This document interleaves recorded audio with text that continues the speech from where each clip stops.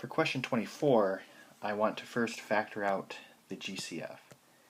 So you always want to try to factor out a GCF first if you can. So an x is common to both of them. So if I take out that x, it's going to be 64 minus x cubed. So now just looking at the 64 minus x cubed, that is a difference in two cubes. So I'd like to define my variables. So a, b, a squared, and b squared. So this is a cubed. So what times itself gives you 64? That would be 4. What times itself gives you x cubed? That would be x. And then you just need to square both of these.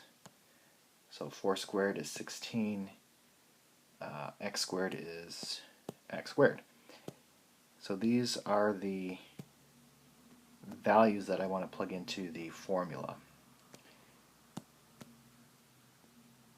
So my formula looks like that, and it's going to be a minus b, so 4 minus x,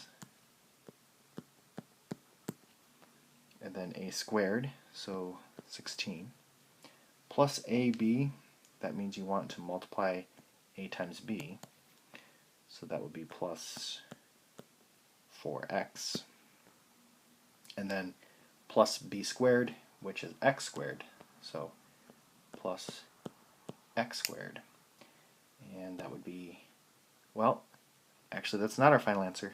I almost forgot something. The x here. So the x does need to be part of our final answer. There we go.